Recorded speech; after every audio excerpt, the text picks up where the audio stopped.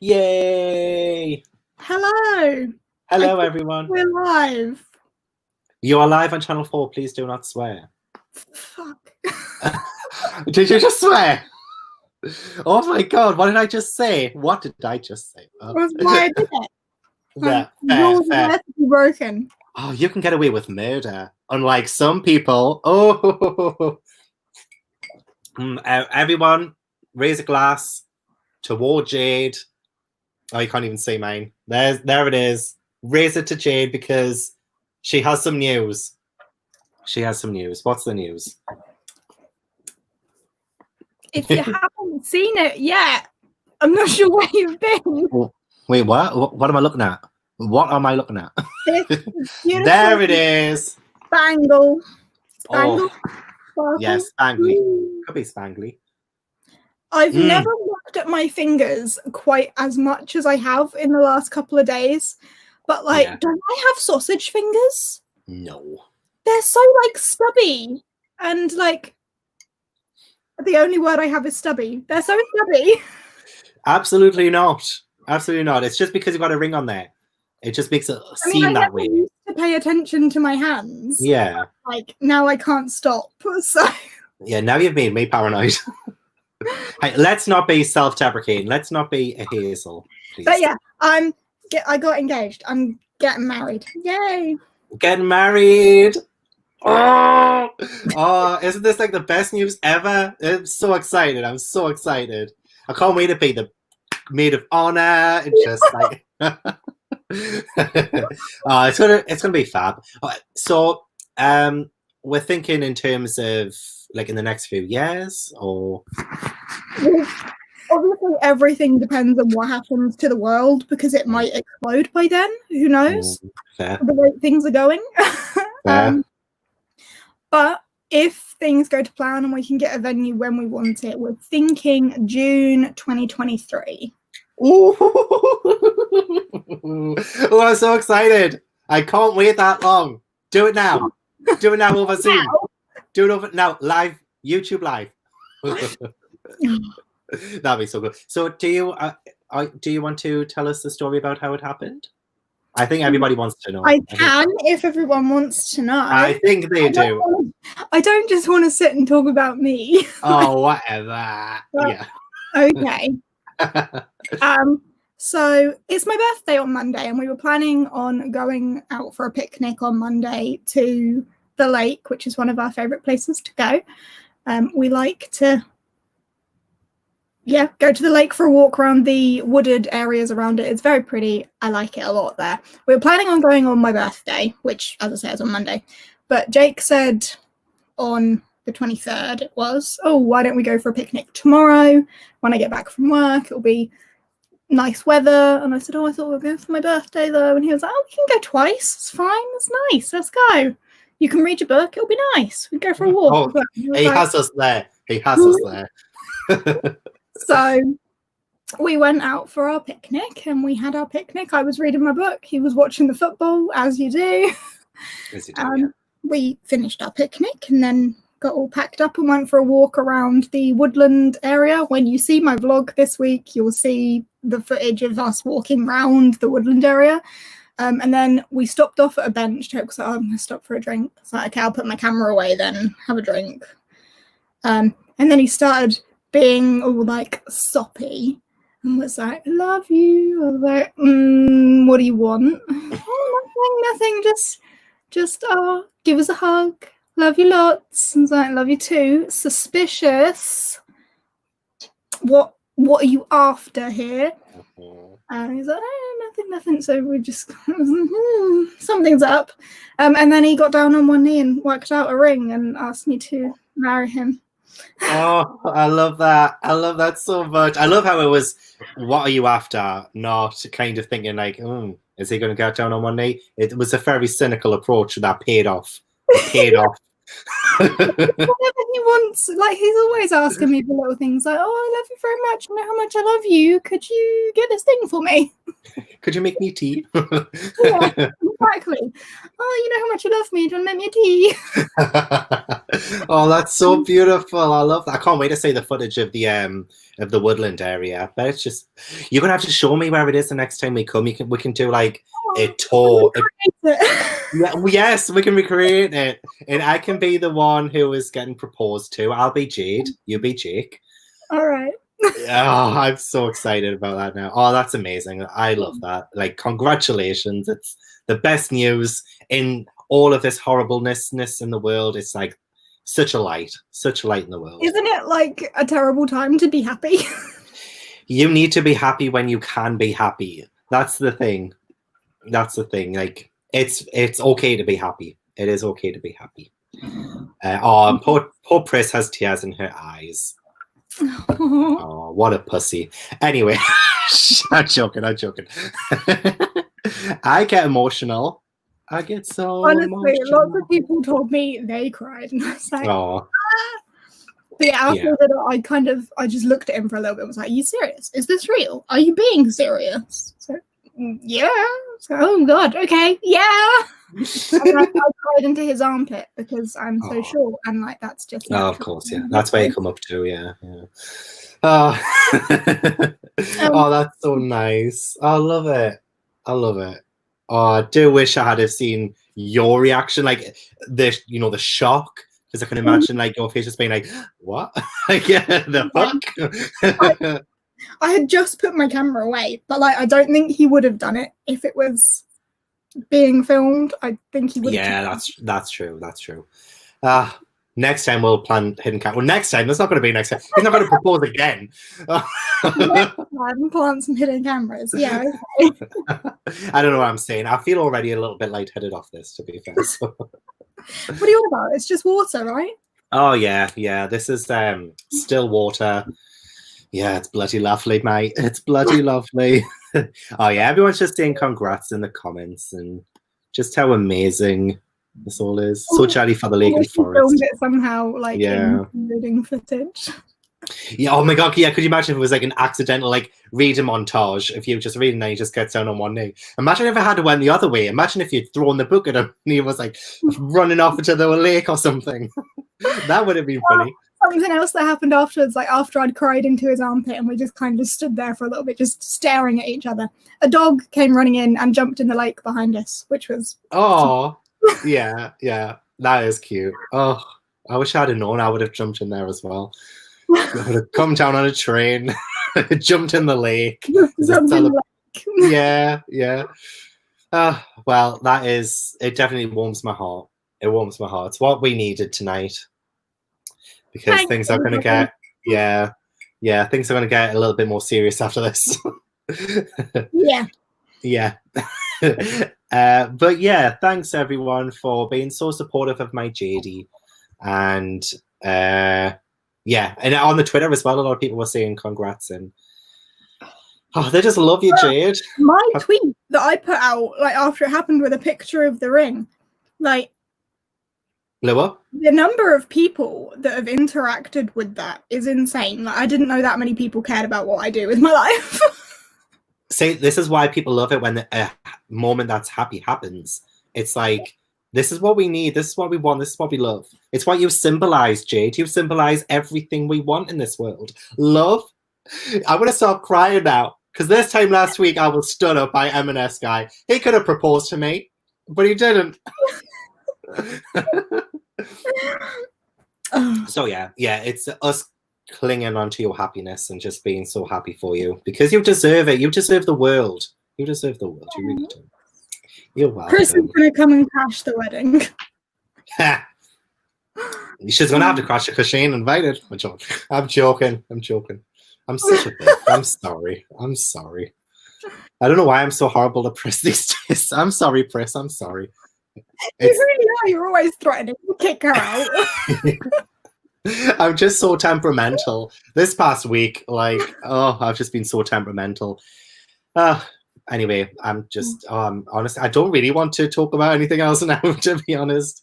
Just want to talk about... come on, let's move on. Before we get on with the actual book, I'm going to draw a line under talking about me. Thank you very much, everybody. Okay. Love you all. a lot. Right, drawing a line under talking about me. Book of the month that we're all here to discuss is Murder Most Unladylike.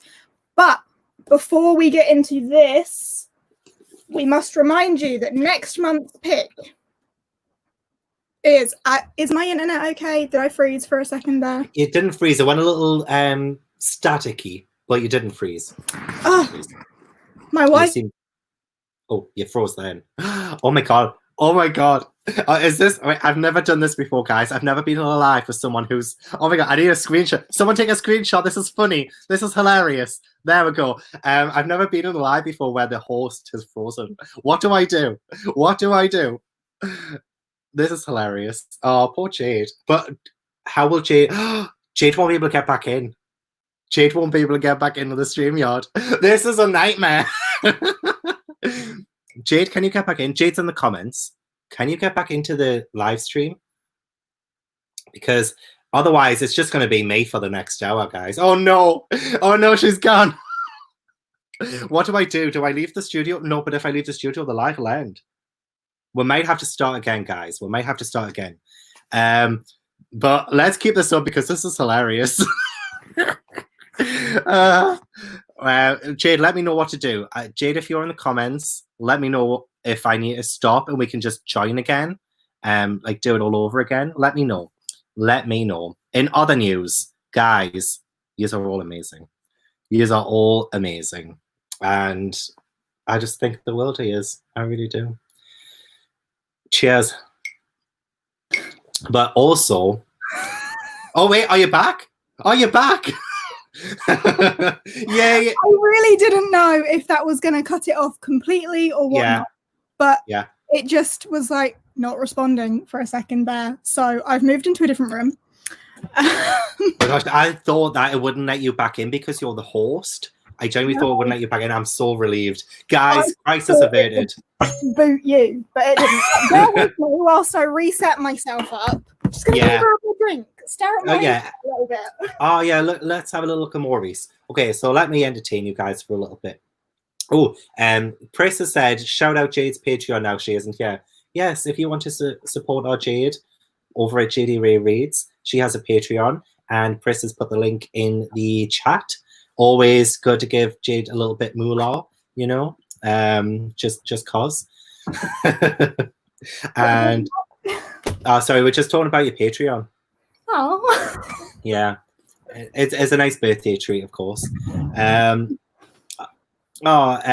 read some comments. Helen said, Gavin, you jinxed that by saying you didn't want to discuss anything else. It's fair. It's like as soon as you said, wait, let's talk about the book now, you froze. I was like, nah, we're talking about you now. Darn it. It makes for a good moment. I took a screenshot of you frozen as well. It's hilarious. I'll have to tweet it out. I love screenshotting you. You're just so amazing. That's a couple of times you've done it already. I think I might just have to start doing live streams in this room because something about the library, it just... But that's only recent, though. It used to be fine. It used to be absolutely fine. It's literally within like the past couple of months. Yeah. I was going to say, was it not since like around about Raidathon? Because didn't you have some trouble with some Instagram? Oh, no, it might not have been that. I don't know. It just seemed to be... Yeah, it's definitely a recent thing. I might say about like getting a booster or something like that. We'll move on from that. What was I saying before I disappeared? How far did I get? We were talking about Explorer.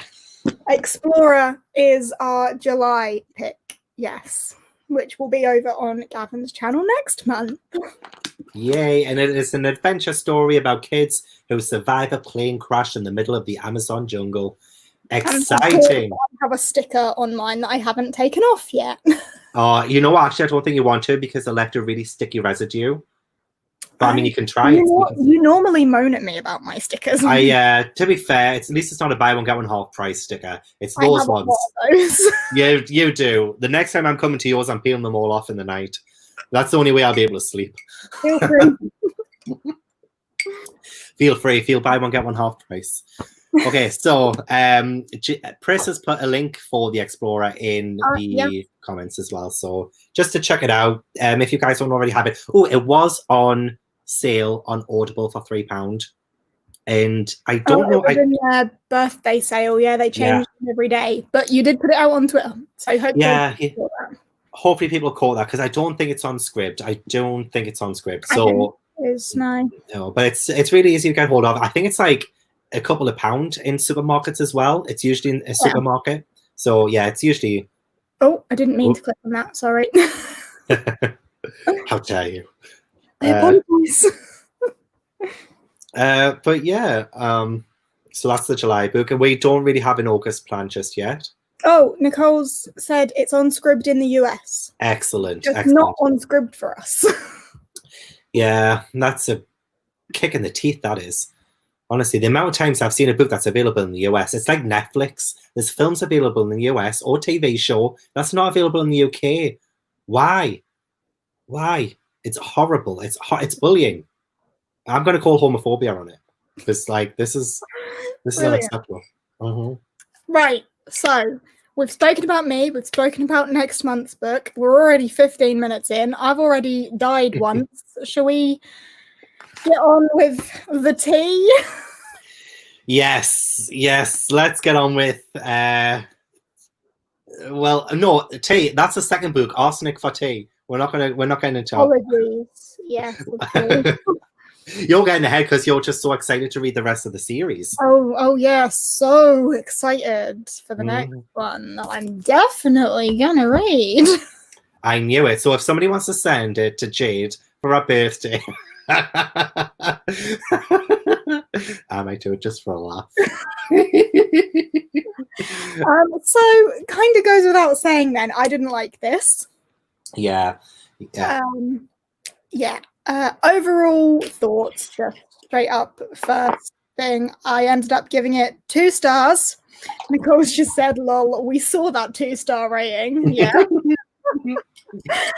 I gave it 2 stars, and honestly, I think that was a push. I had many issues with this book. It was, I want to say not for me, because that's generally how I go about talking about books that I don't like. Usually I can say it wasn't for me, but I see how other people enjoyed it.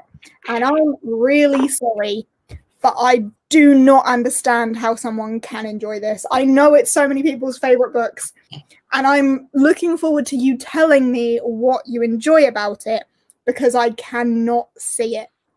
I don't understand how anyone can give it higher than a 3-star rating, in my opinion. No, it's fair. So yeah, I'm looking forward to seeing what you guys liked about it, in contrast with how much I hated it. I love that you use the word hate. Hate is strong, but I think it was 2 stars. It didn't quite get a 1. Yeah, like Chris. I didn't like it. Yeah. Tell us what you thought, Gav. Well, I think I'm pretty much the same kind of vein as some people in the chat, because if it's not rounded, because obviously on Goodreads I round up, so if it's not rounded, I would give this a 3.5. So it's just a little bit above the 3-star thing that you said that you wouldn't share about why it will be more. But you know what?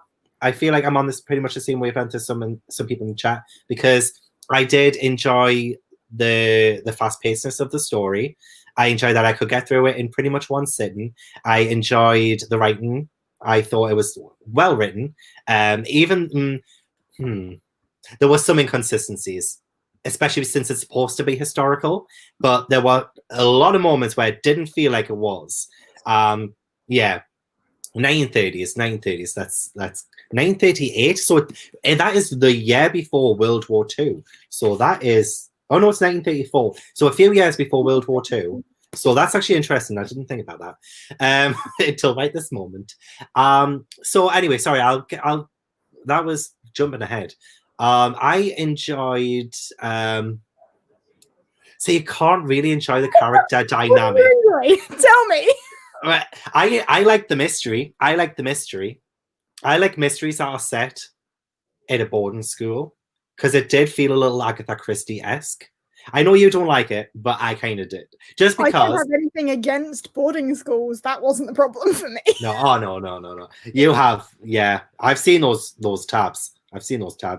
But yeah, I think I do like me a bit of a a mystery. And I thought for me, hold on, let me just highlight this. I didn't realize it was historical. Yeah. Didn't mean to do that. Didn't realize it was historical, right? Didn't think it was set in the 1930s because, right, in this copy, it only tells you it's set in the 1930s on this page, which, unless you read it, you would think that's like publishing info. Naturally, I wouldn't think that's part of the story, but that is the introduction to the story. Naturally, you wouldn't know otherwise, other than it saying begun Tuesday, 30th October 1934 there. Yeah. There's no other reference to the date. And as I say, naturally, when you're reading a book, you would skim over that thinking it's publishing info. Yeah. Well, this is at the start of every Murder Most Unladylike story. It's like the case file. Like, this is the mystery. This is what happens. This is the day it begins. Think about where it is, though. Like, yeah, it's before the map. Publishing info. You've got the what's this bit called? The dedication. Dedication. Are you drunk? Are you drunk? I was thinking acknowledgements, but that's at the back. What's that bit? Oh, yeah.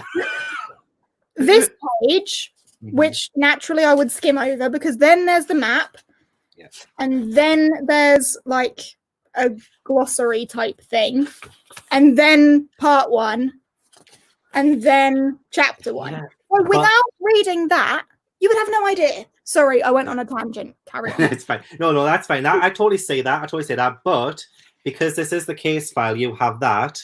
Then you have the map of the crime scene, because it's part of the story. And then this is the list of suspects in the story. And then the story begins. Reaching. You're reaching. It's not reaching, because that's how every book starts. I don't know about other mysteries. Because I've never read like Agatha Christie. I've never read Sherlock Holmes. Maybe Sherlock Holmes starts this way because I've heard this is very inspired by Sherlock Holmes. I think a lot of them are. But yeah, it's like that's what it is. It's like this is the title page for the crime scene. I missed that comment. What was it? Jade is going for it. Jade's going to make me drop my star rating. Probably. Yeah, I mean, I might feel like my argument for this book against it is pretty solid. Yeah. So, I totally, all the stuff about the characters, I mean, we'll talk about this in a sec, but all the stuff about the characters, I think we will agree like 100% on. But yeah, I think... Got 80s vibes. Thought it was the 60s or the 70s. See, people didn't know. Yeah. It was not well done. They're only, because there isn't really like any... because usually when there's something historical, it alludes to kind of like other historical events that are happening maybe during the time. Nothing like that happened. The only thing was the language. I was getting really fed up with them saying quite every single sentence. It's like, oh, that was quite something. That was quite that. That was quite this. Okay, right. I'm going to argue against that as well and say... I'm not saying it's that. I am stereotypically British and I talk like that. Not in every sentence. This was ridiculous. But this is a good peach. Quite ridiculous. This is quite ridiculous. And the amount it was going on and on about it. But yeah, that was the only other thing. It's just like, it comes across as very posh, but it doesn't really indicate the time period it's in. Like during the entire thing, you just don't see it. That is how a lot of, for example, American authors write about Britain, regardless of the time it's set, regardless of the era. That is just stereotypical British, isn't it? It was quite this jolly old pal. Yeah. I mean, as I say, I do talk like that as like a regular person. Yeah. The only other thing is little bits about how the boarding school was run. It felt like it had to be not set in the present day. This would not work in a present day setting, mainly because like there's just too much technology, or it's like I don't know. Fair, but a lot of people have said they didn't know the time, so why did it have to be specified at all? I can think of a lot of fantasy books, particularly because that's what I read, but where like the time or the era is not specified, and you kind of gather. Which I Yeah. think a lot of people would do with this, because where the date is said is stupid. I think maybe this is explained more than the rest of the series. I don't know. If somebody's in the chat who's read the rest of the books, let us know if this makes sense. Say later in the books, it's more obvious when it's set. They refer to Hitler, etc. See, then she should have moved the time of this closer to when some kind of historical event was happening, because this is a few years before Second World War. Maybe there could have been more references to the war, like the First World War. Maybe there could have been like things to do with the economy, because I think the economy wasn't that great at the time or something. I don't know. It's like there could have been a lot. Yeah, it could have been better done. It could have been better done. Why, for an argument we're going to have later, and your counter argument's going to be, oh, but it's historical, I'm going to say, is it? Because there's no content to actually suggest that. That's true, but it does say it's 1930. All in. Jade is pissed about this book. Yeah. You're going to drop your rating to a 1-star by the end of this. I mean, it's possible. And people are pointing out, someone said, wasn't the author American? I think the author is American, but grew up in England. I don't know. I don't think so. She lives in Oxford. And she's very British. She has a YouTube channel. She's very British. She was born in California. Ooh. Wow.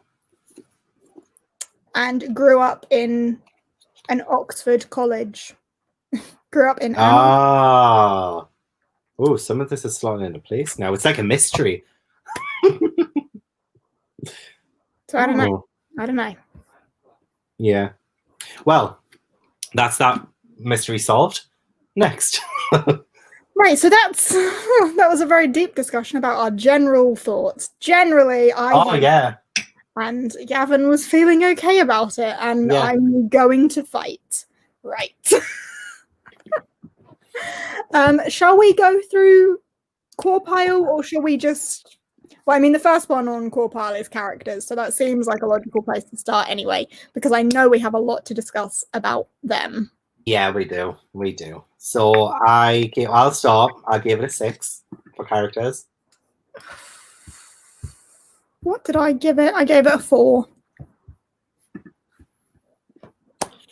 Fair.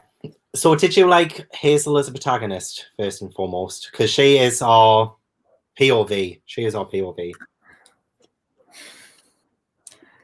I think out of every character, I liked Hazel the most, but she is still by no means a good person. She is a doormat.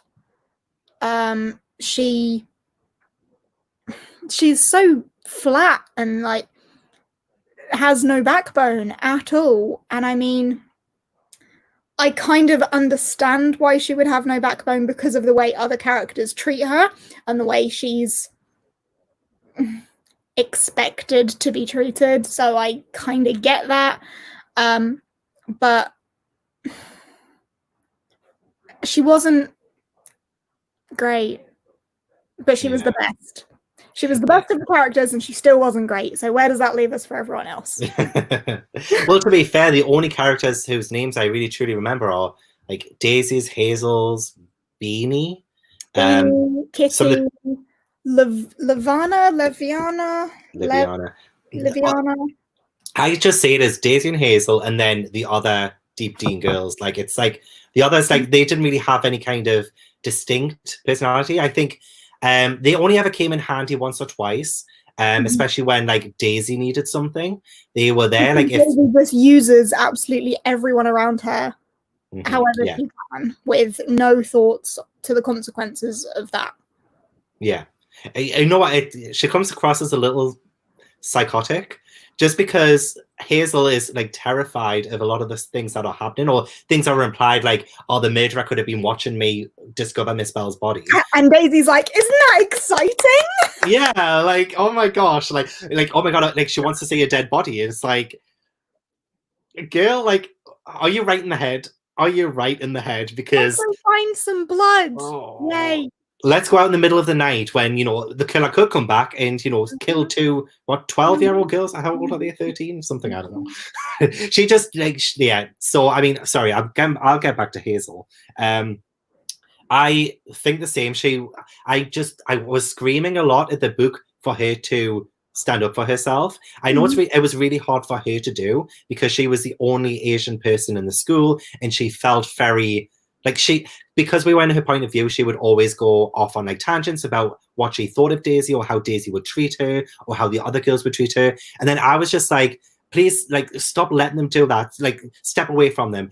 Cut them off from your life. I know it's hard for her because it's a boarding school and she couldn't just run away. But like, say for the case of how do I sound like fucking Daisy? So for the whole part with the flashbacks of when Hazel first arrived and things, it just I can't put myself in her position because I've never been in her position before, so I don't know how desperate she was to make friends.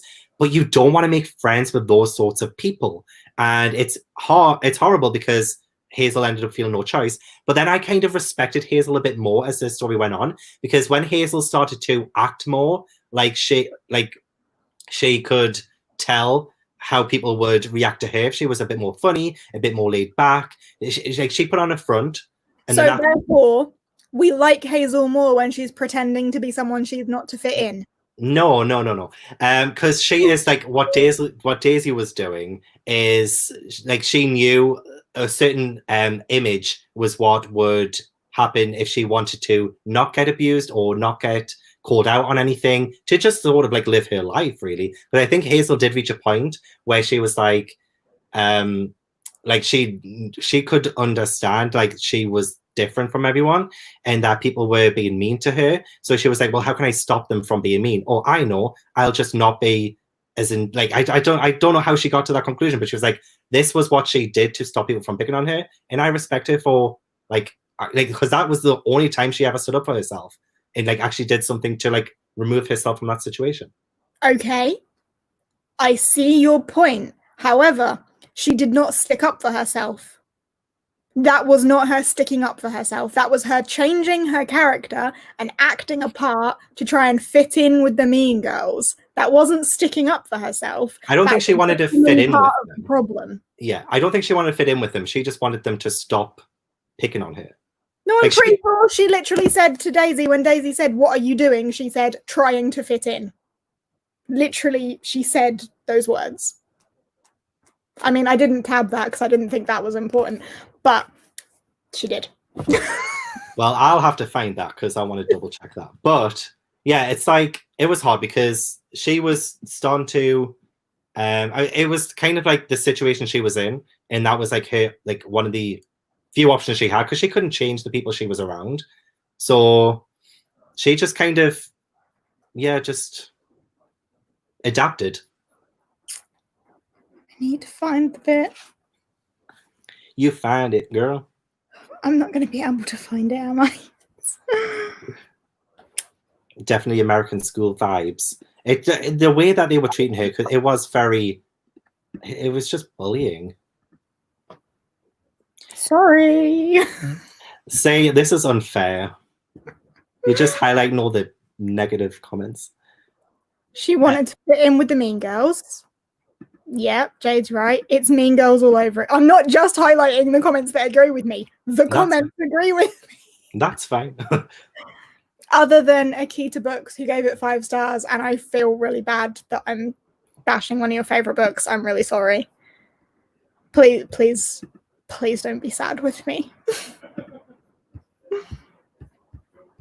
Nicole's looking for the page. It's all right. Excellent. Nicole, you found it. I think Sasha may have already found it. She said trying to fit in when their shoes were full of mud and she didn't button her shirt properly. Okay, that's fair. Jade's scary when she doesn't like a book. Tell me about it. I just feel like I have very strong counter arguments. And as I said earlier, I genuinely don't understand the positives of this. But let's keep going. So Hazel was the best of a bad bunch. You liked her when she pretended to be someone she wasn't. Any more notes on her? Just that she does stand up to Daisy quite a few times. She ended up getting her point across. She made Daisy change her mind about a lot of stuff. I wouldn't say about a lot of stuff, but There Towards is the end, Daisy, later on when Daisy does say, yeah, you were right. I shouldn't have dismissed what you said. Daisy definitely changes her like attitude. I Not mean, massively, but let me talk for just a second.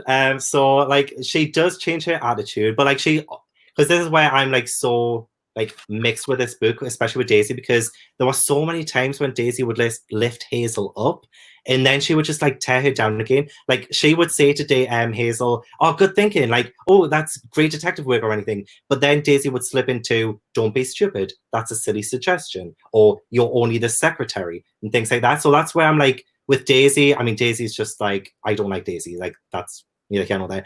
That's bottom line. Daisy's a bitch. But there were loads of times when Daisy would build Hazel up and then tear her down.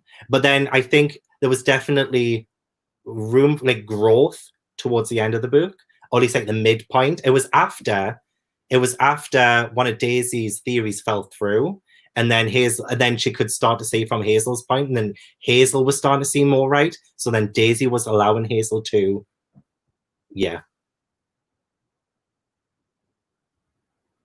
Go on. Daisy would build Hazel up a little bit, yeah, and then tear her down. And from my knowledge and experience, that's how an abusive relationship works.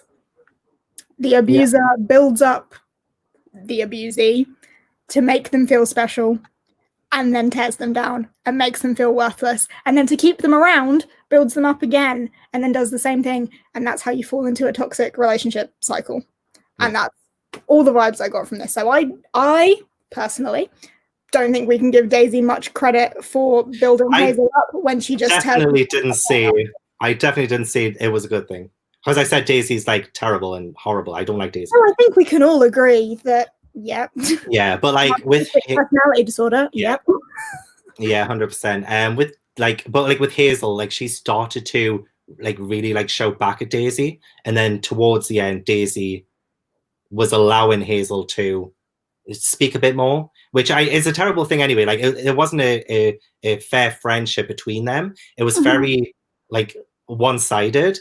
But I do really respect the fact that Hazel did shout back at Daisy a lot, especially after when they met. Who was it who ended up killing her? No, not killed herself. Miss Tennyson. Yes. When they Tennyson in the tea shop. Yeah, and then they had that little spit outside the shop, and then Hazel walked away and she was like, "Nope." I respected that. I definitely think Hazel grew a bit more of a backbone towards the end of it, not by a whole lot. And then Daisy did let Hazel in more, so you saw some growth, but it doesn't justify everything that's happened before that. I think the moment for me that sealed Daisy being a no-good character was the moment when she locked Hazel into the trunk. Like, no matter what, if anybody ever did that to me, I would never be friends with them, ever. Like, that is like the worst thing you could do to, well, not the worst thing, but like for somebody who's just come to a new school, they've come from a whole new country, they've no idea who anybody is, to lock them in a trunk.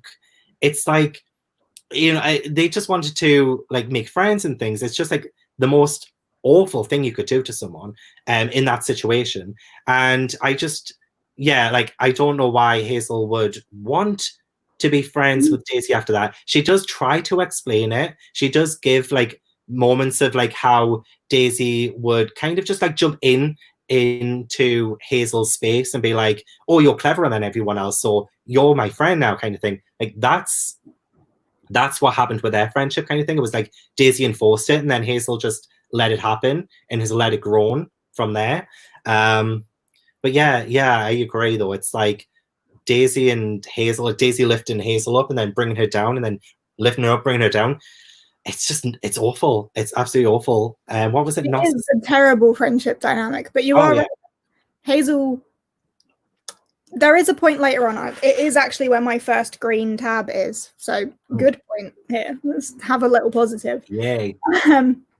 Is after their confrontation with Miss Tennyson, and Daisy says something to Hazel, "Oh, you're absolutely correct. I promise I won't jump to any conclusions unless you agree with me," after like apologizing for not listening to her and saying like, Daisy was admitting that she was wrong and Hazel was right and stuff. Like, well done, Daisy.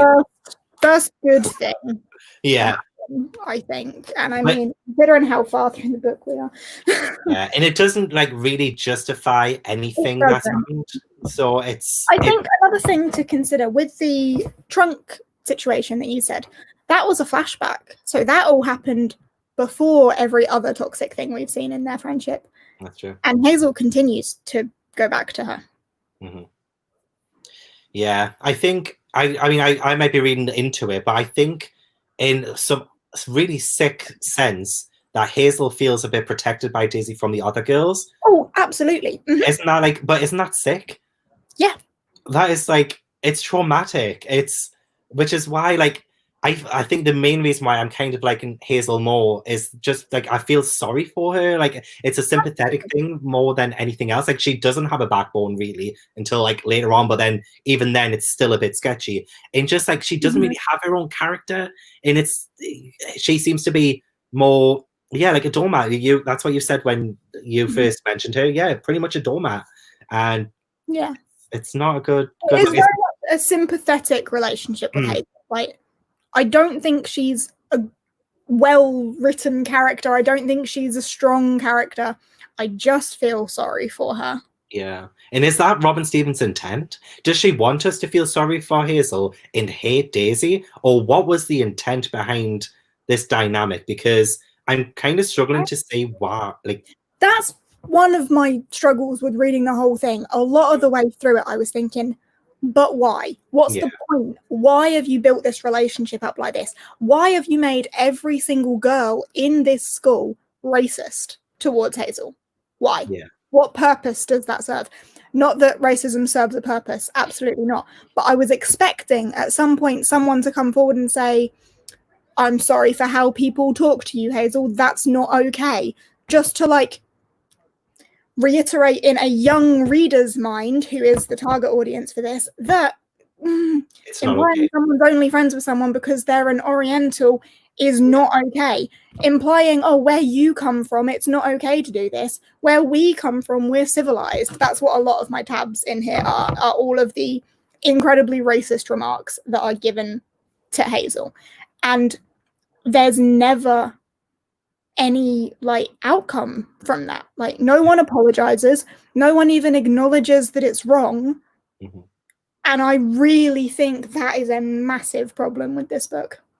Yeah, no, that's fair. The author at no point indicates this is not how you speak to someone.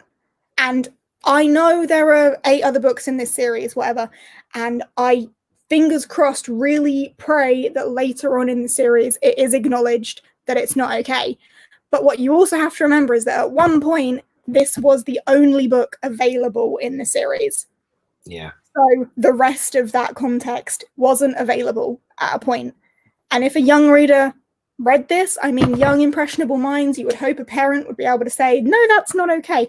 But there's nothing in here to say that the bullying that Hazel is subject to is wrong. Yeah, like there isn't like a confrontation or anything to that segment of the story towards the end. It's just consequence for any of them, the way they act. No, that's right. Actually, that's fair.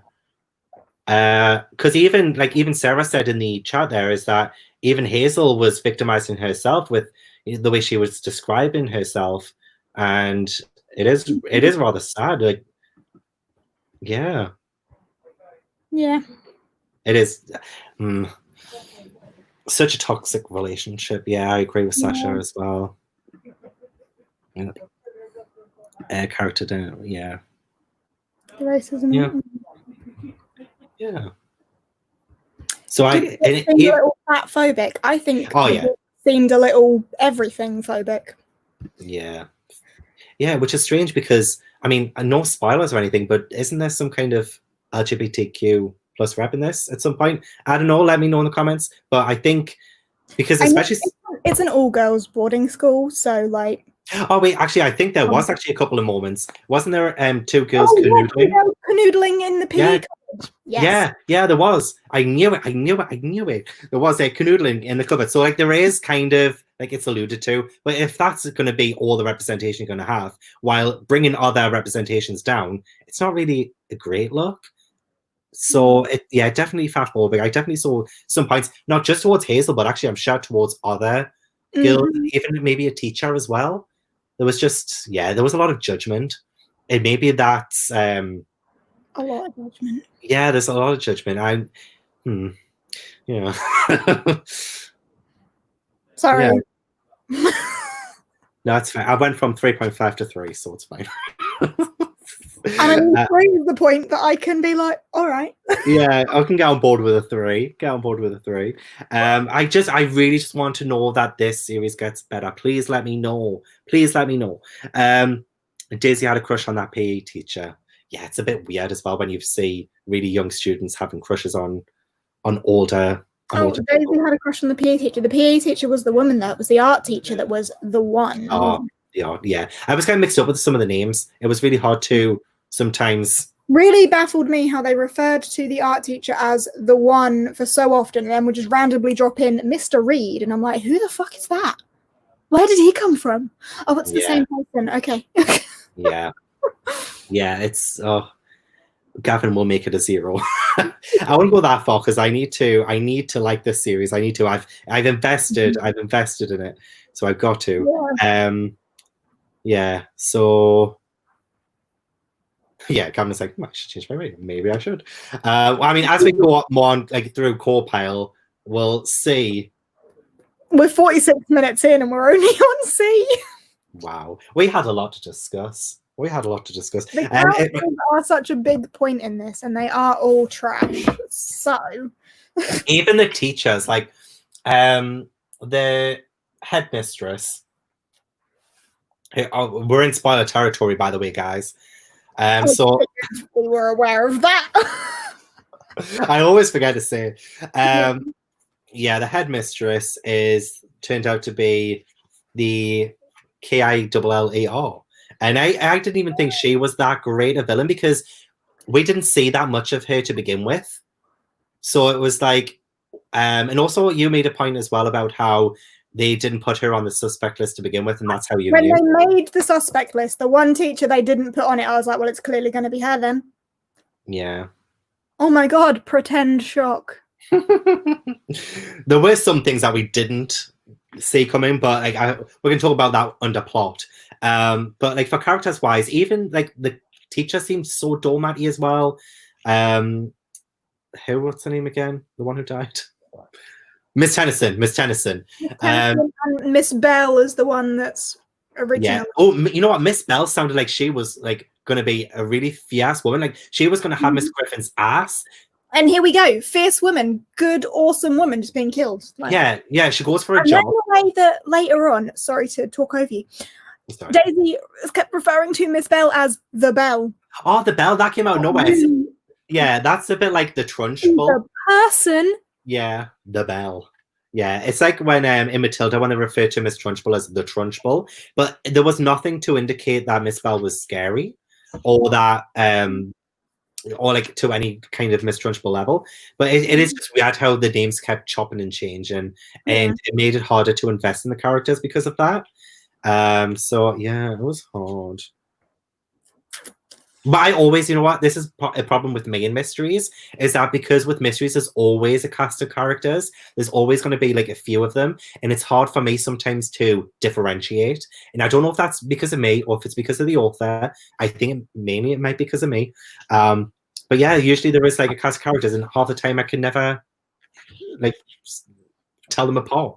And then I do want, if somebody's going to be the killer, or in any kind of mystery, if someone's going to be the thief or anything like that, I want them to have played an integral part from the beginning and to have been seen. You by some sort of surprise. Yeah, because Miss Griffin she wasn't even that much part of it. She did the assemblies and that was about it, right? Yeah. So it's like, did she really interact with the characters? Was there any indication that there could be something up? And it just totally glazed past that, unfortunately.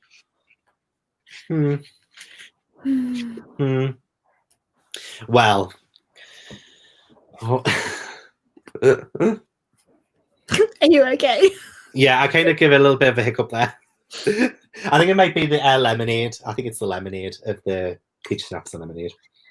Who else did I hate? I really hated that Lavina girl.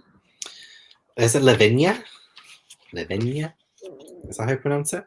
We know who you mean, right? Yeah. I'm sure people know who I mean. Oh yeah, the one who begins with L. Lav. We'll call her Lav. Lav. Oh, King Henry as well. Henrietta. They kept calling her King Henry, and then it was weird to me. Weird. But Lavina, I think it was Lavina that said, like, she's only friends with you because you're an Oriental. Oh yeah. And just like, let's punch her in the face. Yeah, and then when punch her. Yeah, and then when he punch her, she said, "We're civilized here, not where you're from, but here we're civilized." I just punch her again. Yeah. Oh yeah, it's so awful. But even when Hazel confronts Daisy about that, and she was like, "Are you only friends with me because of that?" And Daisy, she has a pause. She pauses before she answers. Even though, like the part of me that really wants some kind of redemption for Daisy wants me to think that's not the reason why she's friends with Hazel. But that pause, like, why was that pause put in there? What was the meaning of that pause? There was a pause. Yeah. What utter tosh. I love the word tosh. I do like it. I'll give it a star just for that. Yeah, fair. I kind of liked it as well when she'd go, "If you please," because is it when Miss Tennyson is in the shop and then Daisy confronts her and she's like, "You better go with the police." And then Miss Tennyson's like, "Okay," and then Daisy's like, "And you can pay for our stuff if you please." I kind of like stuff like that. Yeah. It's just like, it's a little bit like dry humor or dark humor even, because she's just confronted a killer. Well, she's not really a killer, but she thought she was at the time. The rest of that paragraph, actually, like after the pause. So oh yeah. She says, "I'm friends with you because you're the cleverest person in this whole school." Hayden blushed. "One of the nicest things she'd ever said to me." And then Daisy continues, "Apart, of course, from me." And then Hayden says, "Daisy couldn't ever bear not having the last word." So, like, she's very aware. She's so aware. And she, as we said, like, she does give a compliment and then backslaps. What is that, backhanded compliment? Is that what we call it? Yeah. So Daisy is just trash. She's utter tosh. We should do a drinking game every time Jade rolls her eyes. I'm already getting that, girl. Cheers. Was it so telling, or was it to bring tension? But why would it? The only reason to bring tension was to not agree with Daisy on what she's saying, because Daisy says no, but there was a pause. Why was a pause? It's to counteract what Daisy says. That's what I think about pauses. Yeah, it's like when you ask someone your opinion on something, like, do I look, just for example, do I look bad in this dress? And they go, no. Yeah. Like, well, that's a yes. Yeah, that's exactly it. So that's exactly what Daisy just did to Hazel. And like, that's the biggest thing about if Daisy and Hazel's friendship didn't start genuinely, which obviously it didn't, but if Daisy is lying to Hazel about that, Hazel didn't say that because she only comments about how she makes it about her. I don't think she brings it up again or mentions about how this is Daisy only want to be friends with her because she is from a different country. She's Oriental. So yeah, it is a Mean Girls retelling. And you know what? If it was, I would be able to appreciate it a bit more. Yeah. If it had been like described as that, then I would have been like, yeah, that's a good parody kind of thing. But it shouldn't be a parody, really. Yeah. So yeah, I've read characters. Wow, 53 minutes and we've only done characters. Yeah. Oh, okay. Bev's saying Daisy's horrible, but if you read book 2, you kind of get a bit more. It's partly to do with her upbringing. And again, I'm going to reiterate, at one point, book 2 didn't exist. Yeah. And you only really get a glimpse of it at the end when Daisy and Hazel are at Daisy's house and like her mom's like, "Oh, I don't want you here. You'll be like too much of like a nuisance." Like she wanted to go out and do something. So you can sort of say that, but like I'm a little bit tired like of things like that, like bullies being explained, their actions are explained because they've had a rough childhood or their How do parents you don't treat them justify well. what you've done to It someone? doesn't, yeah, it doesn't, and I think that's where it is going. Like I'm Mhm. open to reading it. Obviously, I've got them, so I really do want to. So Yeah. I'm open to being open to Daisy, but I kind of, yeah, I'm not the biggest fan of redemption arcs when it's heavily relied on something so common. You know, like everybody does it, every author does it. It's like not original, if you know what I mean. So yeah, but it is. I don't know where I was going with that. Drink. Bottoms up. Bottoms up. Drink up, lads. Right. Are we done with characters? Oh my god, right. Chris said something that I think would have made this book so much better. Was it this? Yes, that would have made it so much. I could say that. I Would could have say that. ruined it for being like this massive series that would rake in loads of money, though, wouldn't it? If this had been just the Would one, have made it a much better solo book, but like, unless Daisy gets away with it, and then Hazel for like 8 books is like torn between coming out about her having murdered someone or just like still being a doormat. Although would it really take 8 books? I don't know, but it would have been so interesting. It would have been so different for a middle grade. Chris has said something else. He's not pushed Daisy in front of a bus. Actually, maybe she does in book 9. Maybe it's Daisy. Maybe Daisy dies at the end. Book 9 isn't out yet. Maybe that's what happens. Oh, sorry, I'm getting so gassy now. Oh my. Oh. Right. Shall we move on to atmosphere? Yeah, atmosphere. Okay. You first. I gave it a 5. That's more than characters for you. I gave it a 7, which was 1 more than the characters for me. Yeah, I gave it 1 more than what I gave characters. Yeah. Yeah. Like I thought the atmosphere was definitely a bit better, but again, like it's not perfect. But what I did like was some of the scenes with the isolation, especially when they go exploring on the nighttime. You know, when they take the stuff to make them sick, which that made me feel sick. To do that to get out of their dorms and stuff. I liked the exploration during the night. It still was dampened by Daisy's need to control everything. So it didn't feel as great because what had Daisy been like, oh my god, isn't this like terribly exciting? And I was like more like Hazel. I was like, oh, this drink. I was more like, this is actually really, really scary. Like, what if they do come back, to I don't know, like clean up or something? So I found like some of those scenes to be a bit atmospheric, not perfect. And also, like, I wasn't sure how it would deal with murder for being a middle grade. Like, it seemed like whenever I tried to talk to somebody like about it at work, and somebody's like, "Oh, is this going to be too much for my kid?" Because it's like murder most unladylike. Like, you'd think it would be like really horrific. I thought it did it, like the body and everything, well enough for it to be for the target audience because it wasn't too gruesome, and it was sinister enough. I thought it was quite sinister. Who, like, especially at the start with Miss Bell lying face down in the gym by herself, Hazel discovering her by herself.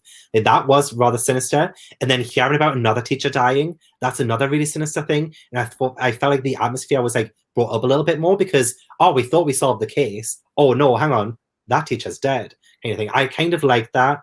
And especially with it being sent to boarding school, it's very isolated. And there wasn't really anywhere for these characters to go, really. So I that's what I liked about it the most, was setting and kind of like mystery-ish. Okay. I agree with what you've said. I don't think I liked it as much as you did. Like, I don't think it built up enough tension or enough sense of foreboding. It wasn't sinister enough for me to really feel like they were ever at any real risk, especially because whenever Hazel was like scared about something, Daisy would be like, oh, it's such fun. Like, okay, well, clearly they're going to be fine then. All right. Just whenever Daisy came in with, oh, how exciting, it just negated any build-up of atmosphere for me, because it was just like a balloon, and then Daisy would come in with her excitement and just pop it. We can agree that Daisy ruined everything. Yeah. I will give it props for the boarding school setting, though, because it did come across as very traditionalist, old school, British, all girls boarding school. Like, those vibes were definitely there. But I think if she fucked that up, then there was no hope. Like, that's quite a basic thing to be able to do. So, yeah, 100%, 100%. So that would lead into writing then. Oh, sorry. Actually, yeah. Comments. The boarding school atmosphere is exactly what I expected. Yeah, if you've ever read any boarding school set in the 40s or 50s, it's exactly the same. I don't think I've ever read. Something to come across with atmosphere. Like, we didn't get those 1930s vibes. Mm-hmm. I've never read anything set in the 1940s or 50s in a boarding school. All girls boarding school is a worst nightmare. Like boarding school setting. But I don't think all of them are going to be set at the boarding school, right? I think they're all just like different locations, and I hope not, because there's so many of them, and like, how many teachers can really die? Yeah, very true. Very true. But that means that the other characters, like the other students in this book, aren't going to get any redemption for being little bitches. Yeah, you're right.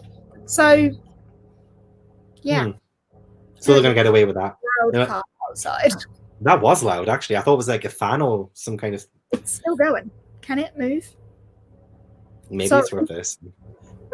I'm surprised I can hear it as well, actually. That's like... I mean, the window's open, but it is very loud. Oh, yeah. Fair. Oh, yeah. Okay, yeah. I'm just going through on my co-pile now, just lowering everything. I hope you're proud of yourself. Very happy.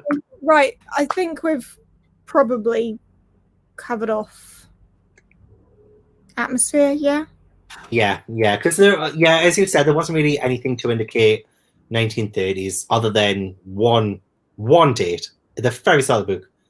One thing. There wasn't like any yeah.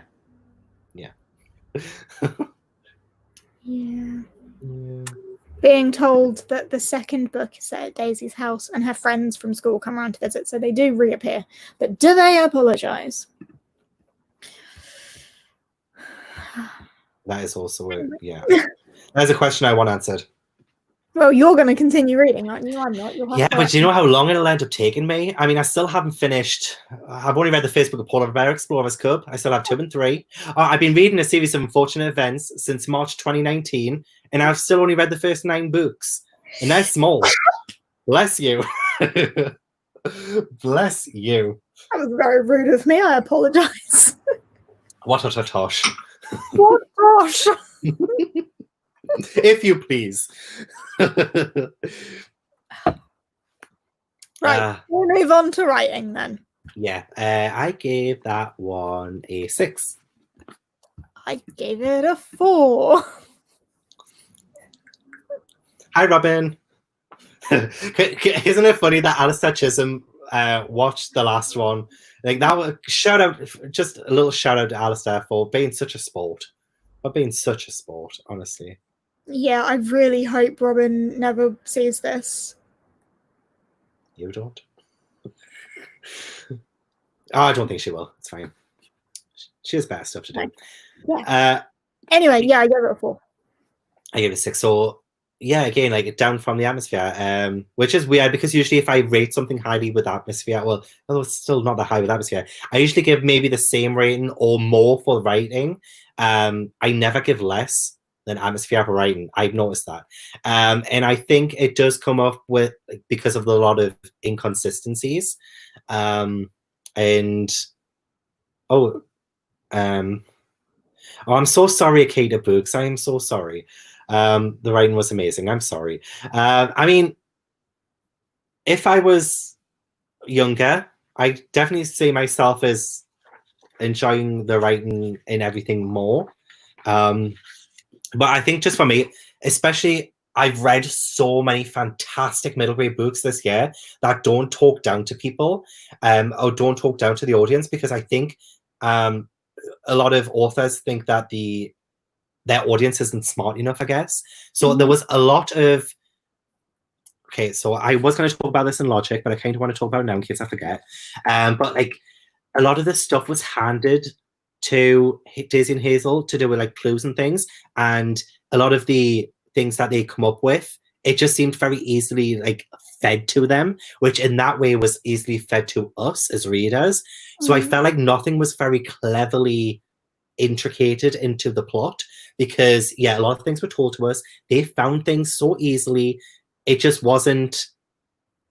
I think that was to do with the writing. It could have been done a lot more clever. That's exactly that. The writing was basic, bland.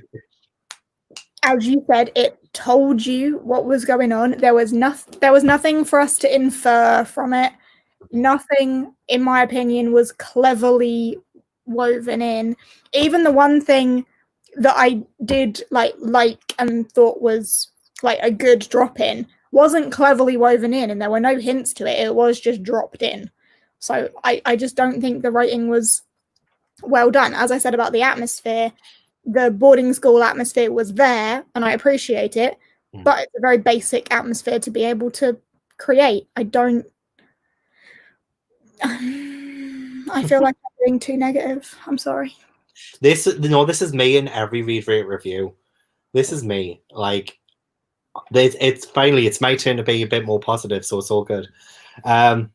Yeah, I agree with that. Like, just I haven't read that many middle grade mysteries. I've read Green Glass House this year, and that was fantastic. And the Highland Falcon Thief, and that was really good as well. I did not expect that one. And it's ones where when it's a mystery, it has to be done in such a way, otherwise the entire thing comes apart. And I think I'm giving this like a little bit leeway because it's like a first in a series, it's a debut. But again, like, I'm not rating it like too highly. In fact, I've definitely lowered my rating. Just looking at it now, I've definitely lowered it. But no, like, yeah, I think I'm being too lenient on that. But I definitely recognize that the way it's done, the way it's presented, is just a little bit too told to you than it is, discover this from this text, make your own conclusions, and then this is what happens at the end. It's nothing like that, really. It's just Daisy and Hazel do this, they find this, they do that, they confront this, then this happens, and then they don't even really have a say in the ending when the policeman is confronting the murderer. And it felt a little bit like, this was their case, but again, it's like that goes with logic as well, with like the realistic aspect of that. So yeah, I'll talk about that later as well. There, look, even Akita Book said the twist in Highland Falcon Thief. Yes, it's so good. It's so good. Okay, is that everything we have on writing? I think so. I don't really have anything to say about the writing because I don't think it was notable. I think it was, as I said, basic and boring. Oh my god, I hope you say that in your wrap up. It's like such a burn. I love it. Right, and then that leads to plot. What did I give plot? Oh my god. Probably, let me guess. Is it a 4 again, or is it a 3? 2? 1. It's a 3. 3. That's fair. I gave it a 6, which is way more than you. I doubled yours, which I know everything I've been saying, I'm such a contradiction. I should rate it lower. But with the plot, it kept going forward. That's so, like, it never stopped. Life goes forward. It doesn't have a plot. yeah, that's true. I still read it from beginning to end, and I did want to see what happened, and I thought things were interesting enough to keep my interest. So yeah. Can somebody please say something in the chat that backs me up? Fuck's sake. Wait, why am I swearing so much? I'm so sorry, people.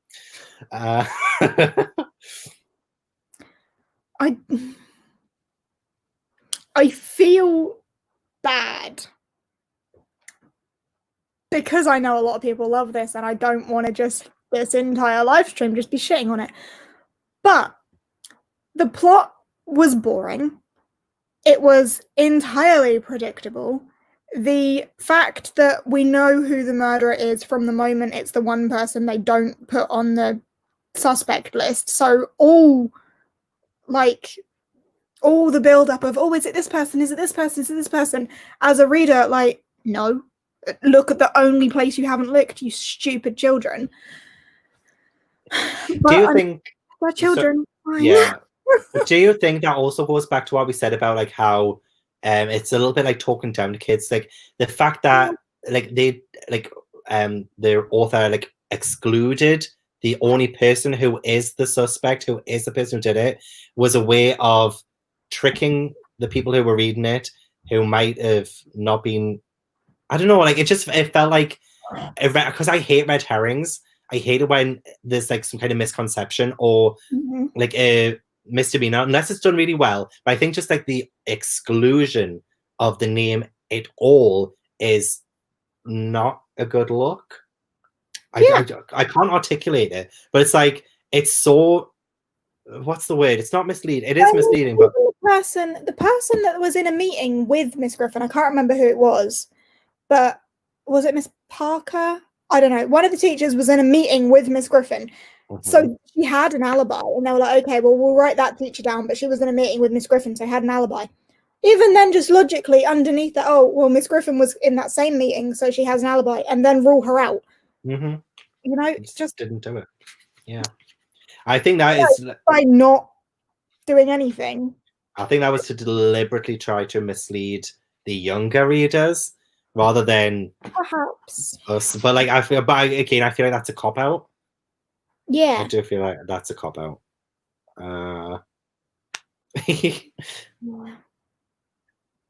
Forgot her immediately, so I didn't even notice she wasn't on the list. See, that's what I think that was trying to do, but it just feels like a bit of a cop out.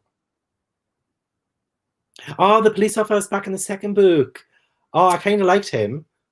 I did like him. I got the hint that he would be at the end when Daisy's mum was like, "Oh, he was a bit different." Oh, yeah. See, I kind of relate to Daisy's mum now.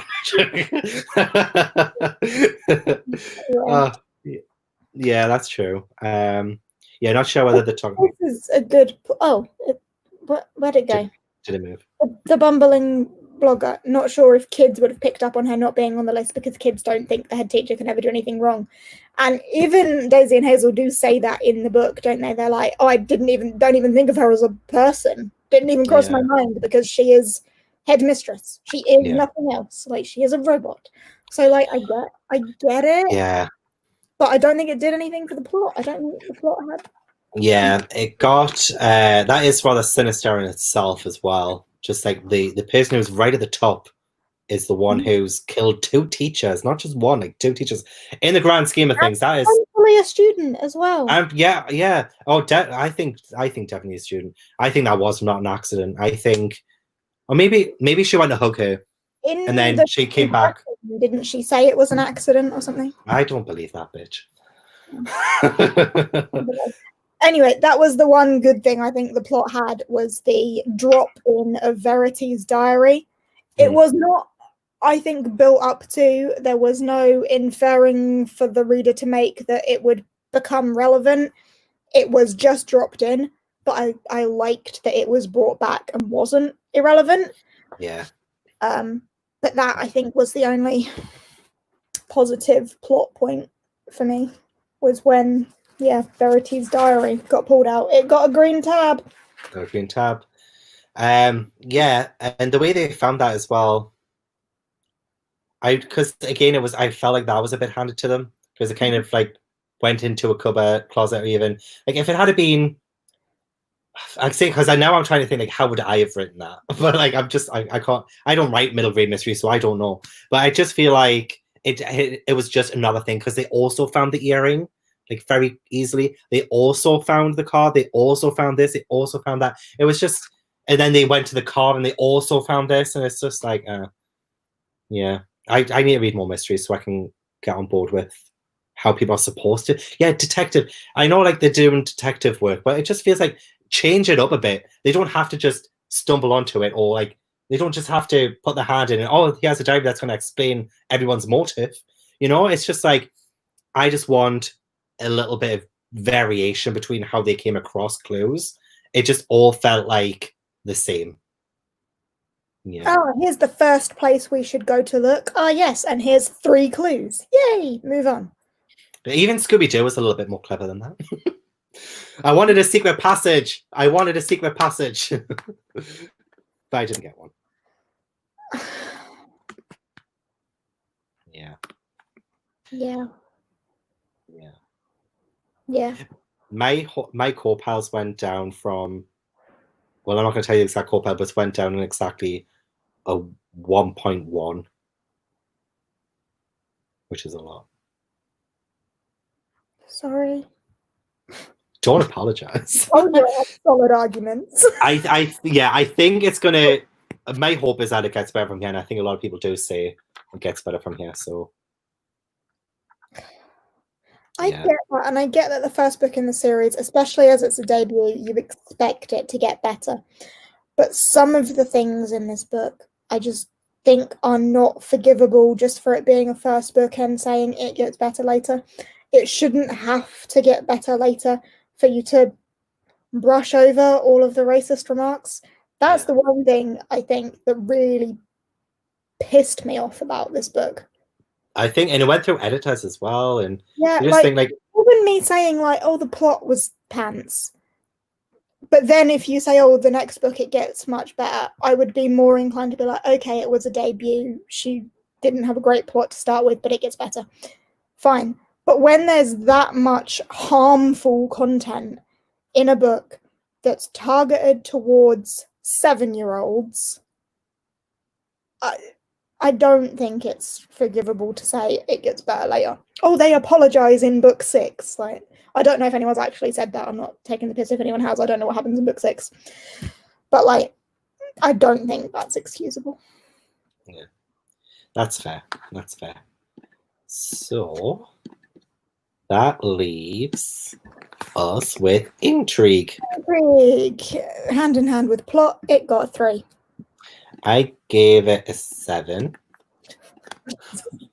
That's more than plot. I gave it, it went from 6 to 7. I was actually intrigued to see how it would play out. I knew who the murderer was from the moment they wrote the suspect list. Yeah. See, I didn't connect the dot, and like I didn't immediately think it was Miss Griffin. I definitely saw it as a red flag, but I didn't know how she did it. I didn't know why she did it. So I was like, I didn't know how or why. Yeah, that was my intrigue. And I thought that's why I liked it a bit more than everything else, because I gave the same as the why of why she did it still wasn't clear, even when you knew it was her, until they randomly dropped in Verity's diary again. Yeah, like it was, I think, a convenient plot addition to give her motive that she otherwise didn't have. That's the word I wanted to look for earlier on, is like the conveniences. That's it. That's the word. This is very convenient. Yeah. But I like me a mystery. What can I say? Sorry, someone said the thing that I want to argue with. Unfortunately, very realistic for the time period it's set in. And I had this debate with you the other night, Gavin. Yeah, you can say it's realistic for the 1930s, but this is not an accurate historical representation of British boarding schools. This is a middle grade murder mystery published in 2014 for children. Hey God, was that when it was published? Sorry, I said 2016 earlier. I'm a liar. Sorry. 2014, yeah. And I don't think saying, oh, it's realistic for 1930s, when it was only even briefly brushed upon that it even happened in the 1930s, and it's still for children with no consequence for those actions, no explanation for those actions. I understand that if you're reading perhaps an adult historical realistic take on that, then perhaps it would have been more in place. But in this, a murder mystery for children, I don't think it was necessary at all. Yeah, I was thinking about it more when, like, ever since you like first mentioned it, and because especially with a lot of middle grades, there's a moral, there's a message, there's like usually uplifting things like be kind, do this, do that, and with this one, when you said, yeah, like, there was no consequence for the bullying or the racism. It's Yeah. like nobody owned up to it, really, not even Daisy, and that's like, yeah, where's the message? Like, what is the message? Even if, as you said just before, even if it does get better, it doesn't really excuse it, because some kids might only read this one. Yeah. And as you said again, when it came out, it was the only one. This might be the only one that people read, and they might think it might be okay to call Asian people Oriental, I or mean, if this is what I said to you while I was reading, not that racism has a purpose, it doesn't. But if Mhm. within this book it served a purpose for later on someone to say, this is inappropriate, I character apologize growth. for the way you've been treated. Mhm. But that never happens. Yeah. Like, if it's a way for the author to expose to children that these racist comments are not okay, and therefore to teach children that they're not okay, you have to make them in the first place and then have consequences for actions for, as you say, character growth, then expose children to that so that they learn that it's not okay. But this did not teach a child that it's not okay to say to someone, oh, where you're from, you're not civilized. Where you're from, you're not taught to behave like a normal human being. Where you're from, you're there. You know what I mean? Yeah. Oh, yeah. 100%. 100%. Especially since the middle grades now, the caliber of middle grades that come out are so Just good. Beb's comment, Beanie does apologize. I have this marked, and even that apology I took as a very kind of backhanded apology. Like, it didn't feel Genuine. Yeah, it was. This is the passage. I have a red flag on it. Do you really think she's been kidnapped by the East? Oh, sorry, Hazel. And that's it. So it's like she's acknowledging that Hazel's from the East. And I almost felt that as being like, Beanie said, do you think she's been taken by one of your people? Do you know what I mean? Yeah. Like, villainizing the place that Hazel came from, and kind of a brushed off apology like, sorry, Hazel. Do you know what I mean? I didn't think that was wasn't a genuine apology at all. It wasn't even really an apology. It was more like, oh, you're there, rather than I'm sorry if for you weren't here, I wouldn't have even thought about the fact that what I just said was wrong. But because you're here, I'll kind of brush off at, oh, sorry. Yeah. I agree. It's definitely like a I messed up and I deeply apologize. I'm so sorry. It's like some kind of even then that's like a bit of a Rachel Marie apology. But it's more what Hazel says after that. What does she say after that? Obviously it's written from Hazel's perspective. So it then says Beanie is one of the only people at Deep Dean who would have thought to apologize for that. Yeah, but that's coming from Hazel's. I think that's Hazel victimizing herself again. And like being like, oh, she apologized. She's a decent person, because Hazel has it so ingrained into her that she is below everyone else. I still don't think it's genuine, and I think that's another instance of Hazel being a doormat. Yeah. Agreed. I rest my case. Carry on. It's literally like a murder, well, like a mystery case. Yeah, it's like, this is the evidence. This is the argument. Rebecca Owen, it needed a teacher to tell them it was inappropriate. The teachers were rubbish. But the teachers were shite, yeah. Yeah, they were. Yeah, if they had been a bit more focused on each other rather than who fancied the pig or whoever fancied freaking. Oh, honestly, that was a bit of drama that didn't need to happen as well. Just wanted to highlight this as well. The historical setting of racism didn't serve any purpose. It was thrown in for no reason. Yeah.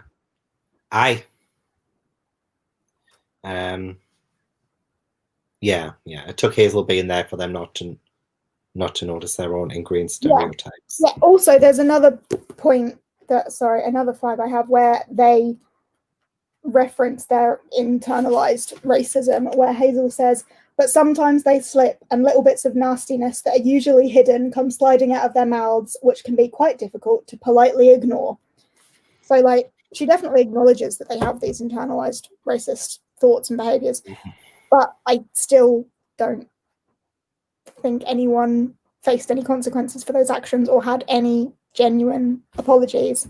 And as I've said, I understand that for the time period it would have been accurate, but for this book it served no purpose, was not reflected well for its designed audience. And it's written by a white woman writing an Asian character. That's also something we haven't discussed, the fact that the author is a white American stroke British woman. Yeah. Because I found that odd. Like, if she was narrating from Daisy's point of view, I would say that. But I just found it odd. I found it odd. I don't even know. Apologizing for what she did, I'm deeply sorry. I don't know if that's a genuine apology or just the fact that Daisy's a polite, prim and proper English girl, and that's just what she was saying. Yeah, I'm quite sorry. Nothing that Daisy said seemed genuine at all. Daisy, as we've already discussed, was an incredibly fake character. We've gone back to characters. I keep doing this. Sorry. We keep doing that because, as we say, Daisy keeps ruining everything. Ruined everything. She ruined everything. And, like, I want to, like, because obviously I will, like, continue with the series. I want to see her do, like, act. You know what I mean? Like, I don't want baseless apologies. I want to see change.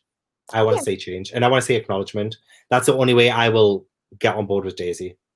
The only way. I know she's still young, and kids need to learn. Narcissists apologize to get back in good graces. Really, it's true. Yeah. Which brings me back to what I said about abusive relationships. The abuser will apologize and tell you you're beautiful, and then put you down a flight of stairs. Yeah.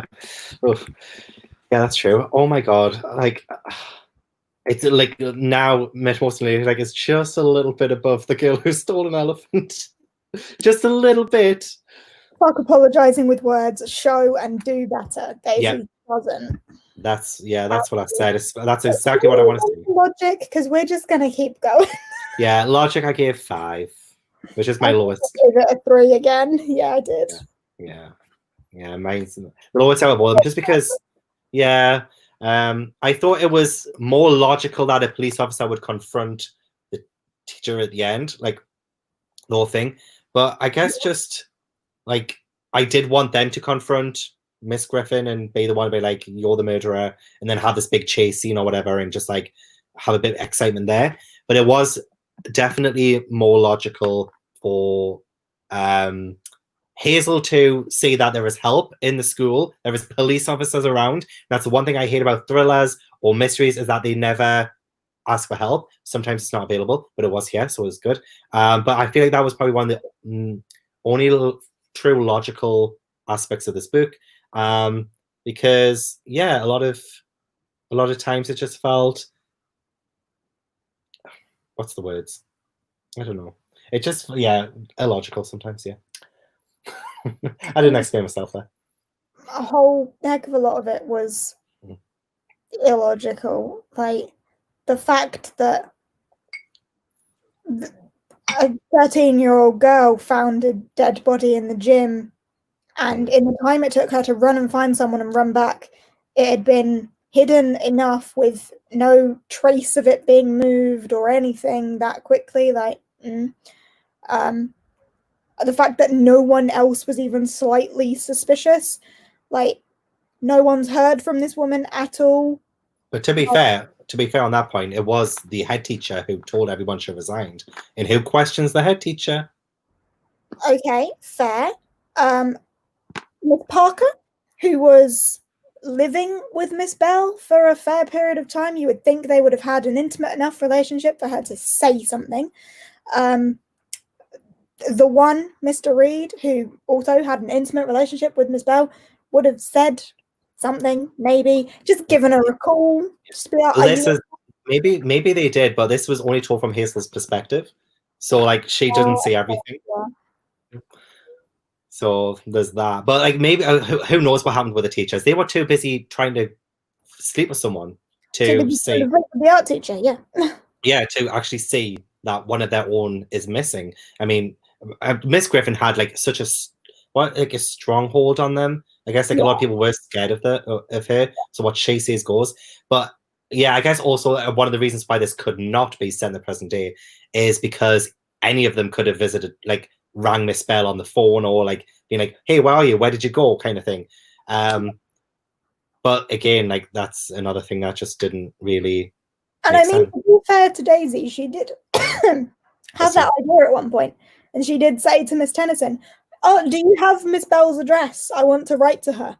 And then because it was Miss Tennyson that hid her body, Miss Tennyson was like, "No, get on with your work." So like, fair. Yeah. The one good thing that Daisy did. Yeah, like the only time was when she was like smart enough to actually challenge the adults, but then it just made the adults seem more stupid, and that just was more illogical to me. Like, how could an entire school be this stupid for the adults? They should fire the entire staff and start from scratch. I'm sorry, but they're all stupid. Well, I mean, by the end of it, yeah. And also, the French teacher who literally committed identity fraud ended up being the deputy head. Who saw that coming? Don't tell me you saw that coming. Illogical, irrelevant. Yeah. It was just a curveball. It was a curveball. And then the police officer literally says to her, "You know, you've committed identity fraud, but never mind, because we've got bigger fish to fry." Like, as if that's still not a massive crime. Yeah. I don't get it. That is my lowest rating for the book. And for a mystery, you would think it should be higher because it needs to make sense. Make it make sense. Make it make sense. Ooh. Right, does that leave us with enjoyment? Yes. And I originally had it as a 7, but I've given it a 6. I gave it a 4. It was fast to get through. It has that in its favour. Yeah, definitely read it in a day, yeah. Mm-hmm. I like the fact that some pages were written in handwriting, so they took no time to read. My favorite part of the whole thing, though, was at the very end where I could close it and put it away. Yeah. Nice. Satisfying. Yeah. It has nice blue sprayed edges. I always appreciate that. Pretty. My favourite shade of blue. Oh, I think mine's darker than yours. Or it might just be the light, maybe. It might be the light. I'm in a quite white room. Yeah, and mine's like weirdly lit. My tabs look pretty. I had a nice time tabbing. It made for good discussions as well. Yeah, I mean, I might have got a little heated, sorry. But it's the racism. It is. If that wasn't in it, I would have been able to have a much calmer conversation. And it would have been, like, if all of this, like, it just shouldn't happen. Like, even... Yeah, it just shouldn't have happened. Shouldn't have happened. No, it shouldn't have happened. Fair enough if they had bullied her, like, you know, just as normal, like, schoolgirls do. But it's when they focused on her race, that was just not acceptable. Yeah. We've all been bullied at some point. But it's worse when it's in a middle grade and there's no consequence for it. No consequence for it. I think that's the big thing. As I've said, if it was put in there to teach children that treating people like this because of their ethnicity is not okay, and there are consequences for those actions, then fair. Yeah. But there wasn't. It served no purpose. It did nothing. I agree with that. 100%. So, should we give the co-pilot rating? I'm curious as to what your overall is now. Oh my gosh. Well, my overall used to be 7.50. Which was that's like 7.5. That's closer to 3 than it is to the 5. Because anything, it's a very low 3. Very low 4. So now it's at 6.14, which makes it mid 3, I think. Okay. And that only just edges out The Girl Who Stole an Elephant as my least favorite middle grade monthly book. Because The Girl Who Stole an Elephant gets a 6 on the dot. This one gets 6.14.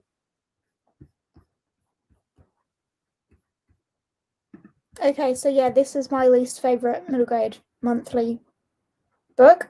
Mm-hmm. It got a 3.71 overall. Oh my god. To be fair, I see it. It's like, yeah, I do see it. The only thing that I don't rate things that low. The only thing I've rated that low is Simon versus the Homo sapiens agenda. We won't even talk about that trash fire. Oh my god, that is disgusting. I want to rate it lower now. Sorry. Yeah. So I'm going to read this comment as well. It showed impressionable young children how not to act. but then it didn't tell them not to I'm act that going way. to counter that with, Yeah. did it? No, it didn't because it didn't tell them not to do it. Young children how not to act. Mm. Oh, explaining why they should not do it. Yeah. Yeah. Yeah. If the child is not impressionable enough to read it and think, this character does this, therefore it's okay because they never have any consequences for it. The reader has to be with it enough to see that doesn't feel right. I shouldn't do that, despite the fact that no one tells them. Therefore, I think it was someone's job to say, don't actually do this. Yeah. And no one did. So I don't think it does show children how not to act, because never is anyone actually told this is not what you should do. Never is anyone punished for behaving in that way. Like, even the bullying, like when she's locked in the trunk, and I think the matron finds her in the trunk, and like there's no repercussion for that. In fact, Daisy comes out afterwards and says like, oh, nice job, foreign girl.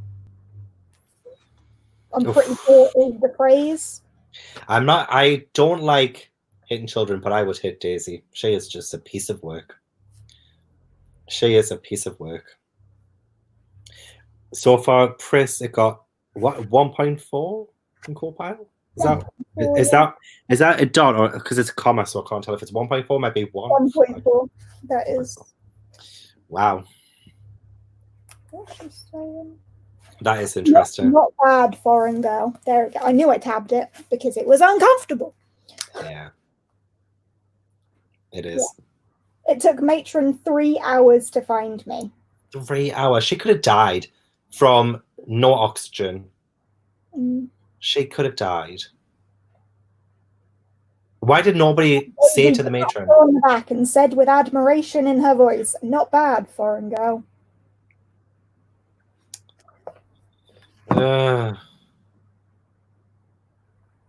It's enraging. And there we go again with that like abusive behavior, and then congratulating them for taking it. So now I'm at a 6. 6 for Copile. It's just above my steamy romance novel, actually. Oh, God. What is the world? What is the world? Maybe that's why she wrote it from Hazel's point of view, so people identify with her and think, no, this is wrong, but it needs to be more explicit. It does need to be more explicit, because yes, Hazel does say things like slipping bits of nastiness and so on, and Hazel kind of implies that it was mean, but Hazel just takes it all and is fine with it. So even she doesn't give the reader enough content, I think, for them to know, oh, this actually made Hazel feel really bad. Even after the trunk thing, like the fact that Daisy clapped her on the back with admiration, Hazel was like, yay. Yeah. Oh. Toxic. At least Pris knows that the Explorer is so much better. Not that I wholeheartedly trust Pris's opinions half the time. But yeah. Decent hopes for this one. I'm so excited for like some kind of adventure. That's what I want, because I just love adventure stories, and this looks like it's dripping with adventure. Oh, and it's so beautiful as well. Like, it's just a beautiful book, isn't it? It really is. Oh, I'm looking forward to it. Oh, me too. Me too. So that will be at the end of it. It is, yeah, actually. There are some full... Oh, actually, no. I thought this was a full page illustration, but there's still writing on it. But it's like full page illustrations, but with writing. So that's really pretty. Oh, yeah. Oh. Good content. Good content. Someone's just asked, was it a teacher who said, we don't do that kind of thing or whatever about the fight? I have it tabbed. Oh. Get it, go. Hazel In this country, we do not fight. We are civilized. That was a civilized comment, yeah. And that's for coming from a teacher. Mm-hmm. Also, that sort of internalized racism coming out. Yeah. Mm. Anyway, Explorer, yay, exciting for next month. Yeah. I'm really looking forward to it. And that will be at the most likely the last Saturday of July. Hooray. So put it on your TBRs, please. And if you got it on Audible when it was £3, excellent. Because I did, I got it. US and can get it on Scribd. Mm-hmm. I do kind of want to audiobook it, but there's so many pretty illustrations that I kind of just want to read it physically as well. Yeah. I think usually, I usually do both, but if I haven't got the time because I'm back at work now, it might be harder to get. That drum and bass. Where is that coming from? Is that? Can you not hear that? My neighbour's clearly just put his music on, and it's like. They did that during an Instagram live as well. Yeah, they always have the tunes on. It's probably the same neighbours, they're bastards. It is the same neighbour. Jake's just said he thinks next door's had a booze. They need to stop. Oh, you've spoken to him. Yeah, next door's drunk. Okay. Well, we're getting tipsy, so. Yeah. Oh, and Chris, was it the last one we missed? Chris wasn't part of. We missed you. It's nice to have you back. Nice to have you back. Doing all of our linking for us. Gavin, referral. Oh, plug that. Yeah. Well, every time I get a referral, it doesn't add a free month, so I always have to keep messaging them every single time for them to add it. Every single time. Have you got your Scribd subscription through Apple or? I did, and then I had to cancel that one and then go through the app, the Scribd app. So I've done it probably this time, but it just still won't upload it, update it, not naturally. Well, hopefully you're getting them somehow. Yeah, I could just keep messaging them, and then they keep adding it, so it's all right. But it's just a pain in the butt. Well, Schroeder said it's on UK Scribd as well. Oh, let's have a look. I need to see this. See it? Are you telling me I spent £3 when I could have got it for free? Let's have a look at the Explorer. The book is on Scribd, as in the e-book. But I don't think the audiobook's on there. Oh, but I mean, if the e-book's on there as well. Oh, yeah, the e-book is on there. Then at least people still have a way of accessing it. Mayor's just said you can hear the drum and bass, I think. Oh my god, I can. Are you talking about the drum and bass? Probably. I can't hear anything. Oh my gosh. Oh my gosh. I'm getting old, so that's why. Plus, I probably won't like the music. I like me a throwback. I like me a throwback to the 30s. But yeah, be sure to follow the Twitter, guys. There for her as well. What? I literally cannot hear anything. Oh wait, now I can. I can hear it.